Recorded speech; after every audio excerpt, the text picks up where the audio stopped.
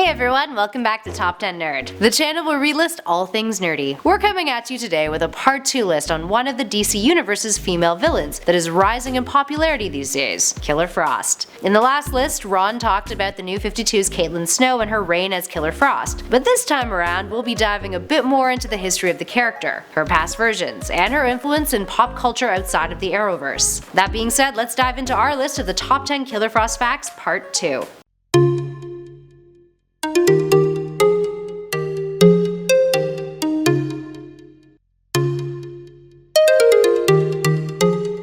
In at number 10, 3 versions. There's 3 different versions of Killer Frost that have made appearances on the pages of DC Comics over the last several decades. The first was Crystal Frost, who appeared in Firestorm number 3 back in 1978 as one of his adversaries. The next, Louise Lincoln, made her debut in 1984 in the second volume of Firestorm, issue 21. And last but not least, Caitlin Snow, who was primarily the feature of our part 1 video. She first appeared in Fury of Firestorm, The Nuclear Man, issue 19 in 2013. She's the one who survived the new continuity of DC Rebirth. Up next, number 9, A Sign of the Times. With each new iteration of the character, Frost got an aesthetic update. Crystal Frost was a bit more glam, with her pearls, flowing open dress, oversized sleeves, and heeled boots. Louise would make her debut looking almost identical to Crystal, except her look would drastically change during the 90s, and up until she was phased out and replaced. Louise was a colleague of Crystal Frost's, and after Frost died, she decided to repeat the experiment that gave Crystal her powers and take up the helm, out of respect for her mentor. And lastly, Caitlin Snow tends to have a more edgier look,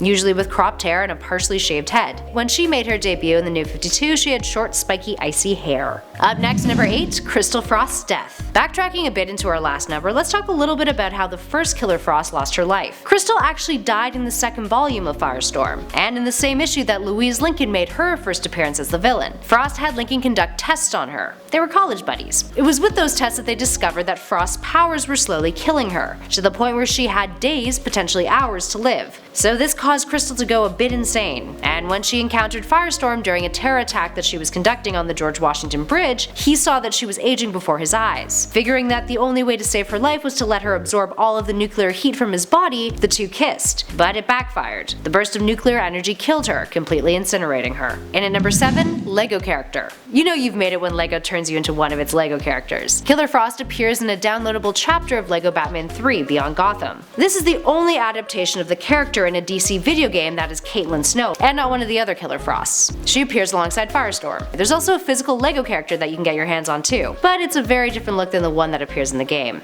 And at number 6, Jennifer Hale. Canadian actress Jennifer Hale has voiced Killer Frost multiple times, including 2014's Assault on Arkham, Batman the Bold and the Brave, the Justice League animated series, and Justice League Unlimited. But it's not only Frost that she voices. She also voices the likes of many other superheroes and villains in other media, from Poison Ivy, Carol Danvers, Mary Jane Watson, Giganta, Jean Grey, Black Cat, and Spider-Woman. She also has an extensive voice acting resume in video games, including the likes of Star Wars Knights of the Old Republic, Metroid Prime, as the voice that makes all of Samus's grunts, and the Femme Commander Shepard in the Mass Effect series. In 2013, Guinness World Records recognized her as the most prolific female video game voice actor. And at number 5, her creators. Killer Frost was created by Jerry Conway and Al Milgrom. The two of them have had quite prominent careers in comics, and together the duo also created Firestorm. Conway is known for co-creating The Punisher, and for scripting the issue of The Amazing Spider-Man in which Gwen Stacy dies. He also scripted the first major crossover, Superman vs. The Amazing Spider-Man. Milgrom, on the other hand, was an editor for Marvel in the 80s, and was fired in 2000 after putting a hidden phrase in a comic that was an insult to former editor Bob Harris. The insult, which appears on the spines of books on a bookshelf in the panel, read,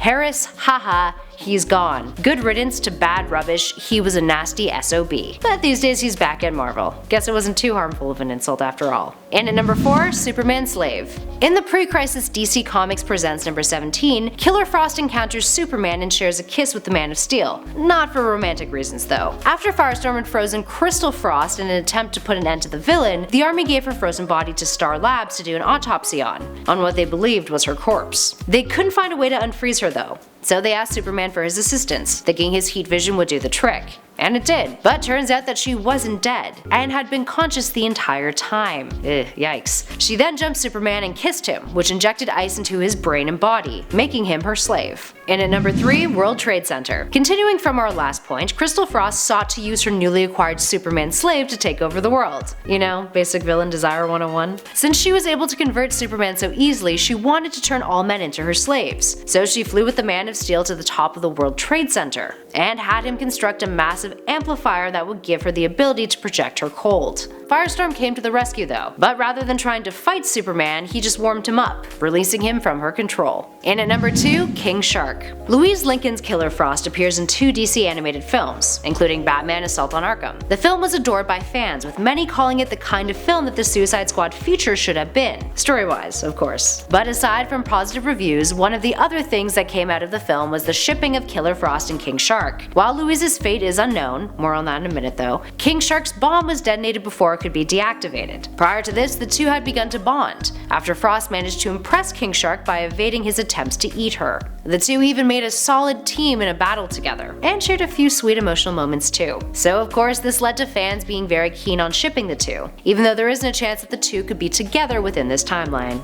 And finally, in her number 1 spot, Lincoln may have died too. In Assault on Arkham, Killer Frost is seemingly killed by Bane. But let's backtrack here. Louise is part of the Suicide Squad, which has been assigned to break into Arkham to retrieve information, but Louise has also been given the task of killing the Riddler. Upon coming across Enigma, she discovers why Amanda Waller gave her the task to assassinate him in the first place. He figured out how to defuse the bombs that are implanted inside of the Suicide Squad members. You know, the ones that will detonate if they refuse to carry out Waller's orders. After the Joker sets all of the inmates loose, she attempts to escape via a stolen police car. But Bane is tossing around police cars right, left, and center, and he grabbed the car that she was in, causing it to explode, leaving many to speculate as to whether or not she actually died. It hasn't been confirmed, and she didn't get a death scene, so many are inclined to say that she made it out alive. What do you guys think?